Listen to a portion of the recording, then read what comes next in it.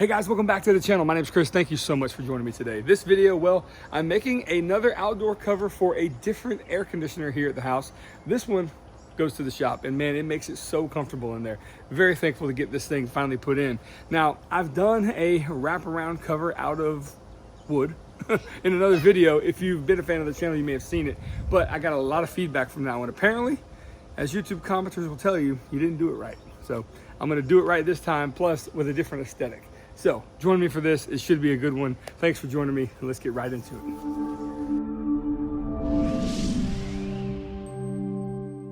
All right, I'm gonna give some love to this week's video sponsor. This is a dual zone, climate controlled, dual drawer fridge from New Air. Again, I'm gonna link everything, newair.com, down below. Check them out, show them some love. They've got everything from refrigerators like this one to air conditioners that are portable and space heaters for when the time comes. This thing is awesome. You can use it for wine. We're not using it for wine here. We've got water, green tea. As you can see, it holds a myriad of beverages in here, and it is fantastic. Soft close drawers as well. So again, I'm gonna link them down below. Check them out, newair.com. Thank you so much, New Air, and let's get back to the video.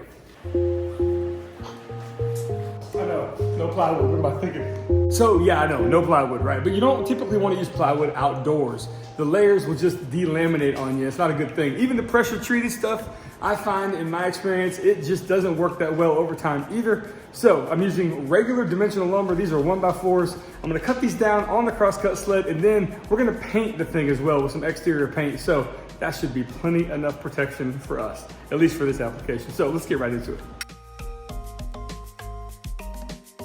And the project begins. Making a few cuts here. Once the saw turns off, this is the way you start a project right here. A hug from your daughter, so nice. So yes, I have a wood shop and I have a lot of tools, and this is a very simple project that I am really overcomplicating with these tools. You don't need a crosscut sled, a table saw. All you need to do is buy 1x4s and 1x2s with a circular saw, a drill, and a pocket hole jig, and maybe a handheld stapler. More on that later, and you can accomplish this project in the same way. So I'm gonna use my trusty Armor Tool pocket hole jig. This thing has come in handy when I need it. I don't typically use pocket holes for very many projects, but when I'm working with dimensional lumber, especially when I wanna keep things at a low, thin profile, pocket holes are the way to go.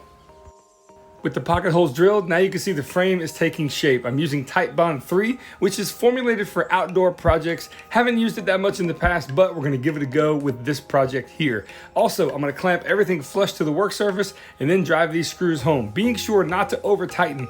This is just regular pine from the big box store, and you don't wanna strip these screws. Honestly, for what we're doing here, pocket holes make this project so easy and so fast and so accessible that I almost forget how handy they are because I don't use them often enough. So maybe I should. I don't know. What are your thoughts? I want your thoughts on pocket holes. Are they something that you use every day, or do you use them sporadically, or do you think they are the devil? All right, moving on. As you see, I'm basically layering the 1x2 now on the opposite side or the outside of each of those 1x4s that we cut on the table saw. And the result is a frame with a really large rabbet. As you can see here in this picture, you get the gist. So I did that times 2.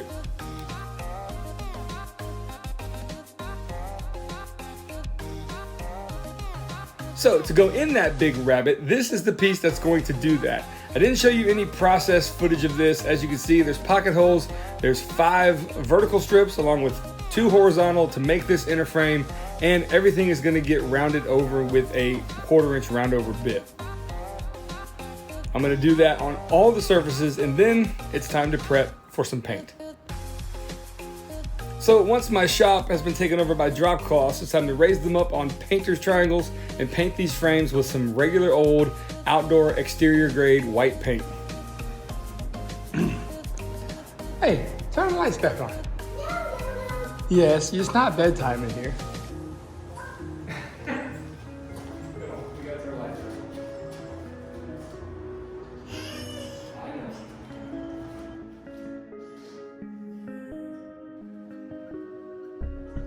This little girl is so funny. You know what? She got upset about the lights, but I figured why not use this moment to have her practice some painting, and I'm glad I did. She's such a sweet little girl. And she takes instructions. Check this out. I show her this, and she's got it. Pretty cool. So as you see here, I'm painting this by hand. Now, this is just a protective barrier from the elements. Now, this stuff not being pressure treated, it needs all the help it can get. So a little bit of exterior paint is gonna be all you need. Now, after I soften the edges of the exterior frames, I'm gonna go ahead and choose to use what I have on hand. I actually have some spray paint hanging around, and I'm gonna use that too. So no matter what you got, you can get this project done with spray paint, spray enamel, or regular old paint from Home Depot or Lowe's. Either one, doesn't matter. As long as you get it done, and the fact that you're out there making projects, I think that's the most important thing. And if you can, bring your family along with you. As you guys know, I love to do that as well. So with the paint dry, it's time to turn our attention inside. We're gonna cut up some screen material. This is, yes, just the screen material you would find in case of outdoor patio. You can find this at any big box store, typically in the door section. And also, I'm doubling the material over and then driving some 5/8 inch length staples into it. I have an electronic stapler, but these staples can fit into a standard kind of compression staple gun that you might just have lying around. And then I'm working my way around, stapling every 4 or 5 inches, getting to the corners, folding everything in place, making it nice and tight. And this thing turned out pretty good. Check this out.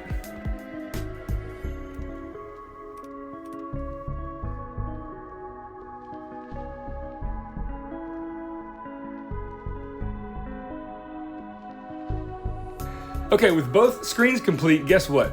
My daughter came in and she found these old balloon animals I actually honestly forgot I had. But so I was obliged to go ahead and make a few dogs and different animals out of them. Of course, I had to draw faces on them. Of course, you're seeing me make 2 of these here, but I ended up making about 20 or 25 of these throughout the day. But these moments, You gotta love these times. they're really cool. So I know I said the screens were complete, but I want to show you how to really tidy up these corners. So make sure everything's even, bring it to a head, almost like you're tying a necktie a little bit, and then fold it all down and then throw some staples in it and you have a nice clean look. Now to hold the screen in place in the frame, I'm using some of these galvanized plates. They're gonna be in the joist holder section, in the framing section of your big box store. I'm gonna widen the holes after I've cut them in half. Reason being, the panhead screws I have on hand are just a little bit wider than those holes we're gonna accept. So with a step bit, a vise, it's pretty quick work. You make the holes a little bit wider, and then 4 of these are used to hold the screen in place, and it's not gonna go anywhere. Okay, with that process complete, let me give you a quick look at what it's gonna look like before we add some decorative touches. Well, by the thumbnail, you probably already know what I did, but I'm gonna show you here anyway. So I've got this PVC material that has a dado cut into it, or a groove cut into it. And I'm gonna essentially attach it to the top and bottom of the frame on the outside of the screen. Making sure not to drill too far. This is PVC material, you don't wanna go crazy here, but I'm using some 1.5 inch screws to screw it up into the frame, top and bottom, as you see here. And it's gonna accept a piece of, you like that stuff? What is this? What's this called? Lattice. Lattice. That's right. Excuse me? It's cute? Okay. Well, let's go cut it, okay? All right. High five. Thank you. All right, so cutting a piece of really flexible lattice on a table saw may not be the best idea. However, I'm gonna take my time, go slow. I got everything properly measured, and let's see if we can give this a go. So you think I was actually planning ahead here, pulling out the drawers for some outfeed. Little did I think it's so darn flexible that it just falls into the drawers. Like, what the heck was I thinking? So a quick trip around, pull it out, and it worked. Yep, absolutely. But for the other cut, I'm gonna take, some piece of foam and do it the normal way, I guess. I really probably shouldn't have cut that on the table saw, but I did, and I learned a lot. Now, here we go. It compresses in and up, and check out the fit, and that is just fantastic. Measure twice, cut once, for sure. Really liking how this is turning out. So how am I going to attach these at a 90-degree angle and keep them in place? Well, I could drive in some 2x2s or some 4x4s. I think that might be a little overkill. Let me introduce you to my idea called grounding rods. Now, you typically use these to ground structures in electrical work, but I cut them in half and I'm gonna hammer them down in, and I'm gonna use these to hold these panels up. So first I'm gonna layer in some blocks to keep it level.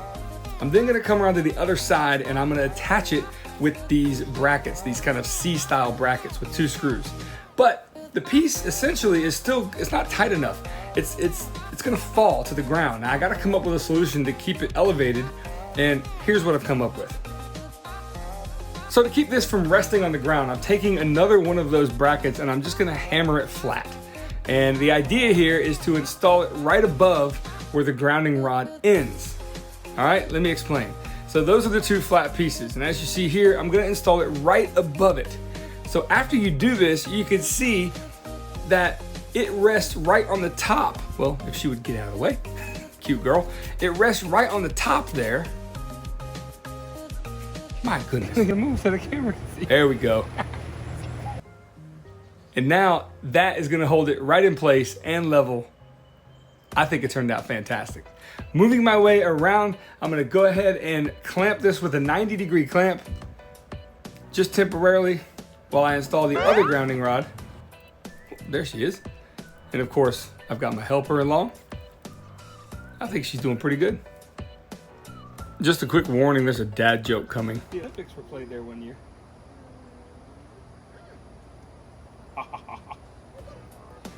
Come on, guys. I know it's cringeworthy, but the first one to get the answer right in the comments gets a virtual high five from yours truly. All right, back to the project. These are being installed, and again, here's the example of how they're not gonna sink. I think this is a pretty cool idea, and it works really well. And my level just fell, so I guess it's good to go. Okay, so I've got another one of those galvanized plate that's been pre-drilled with a bunch of holes. I'm gonna bend it at a 90-degree angle just by hand where the middle holes are. This is gonna really reinforce this 90-degree joint. As you can see here, pretty quickly, I'm gonna trim it up with some 10 snips and install 2 of them. And that's gonna be pretty strong for at least this application. So there's not much landscaping going on here. You see this drain? This was actually put in today. A French drain now continues on into that part of the yard. And so I just wanna let you guys know that all the grass and stuff has been torn up. Not that it was that great anyway, but if you're looking for a landscape channel, well, that is simply not this channel. Got it?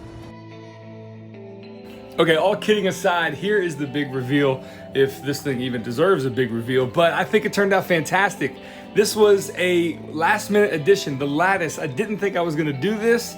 I mean, this girl, oh yeah, she's excited. And I hope you guys got something out of this project as well. All right guys, that's it. This project is complete, and I really did think that it was worth redoing because there is some value in the fact that when I do a project, I get a lot of comments about if I've done it right or if I've done it wrong. And the first air conditioner cover, or the condenser cover we made, people gave me a lot of flack. There wasn't enough space, there wasn't enough airflow, the boards were not spaced apart enough.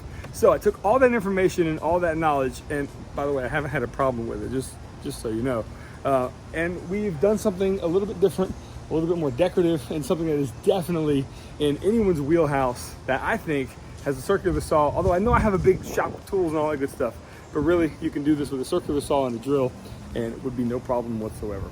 So guys, thank you so much again. I appreciate you being here for this project. It's really awesome that you guys are showing so much support right now. Within the last 3 or 4 months, we have gained 45,000 subscribers, and I thank you very, very, very much. All right guys, that's it from me. My name's Chris. This has been a glimpse inside, and we'll see you on that next project. Whew, this was a fun one. Y'all take care.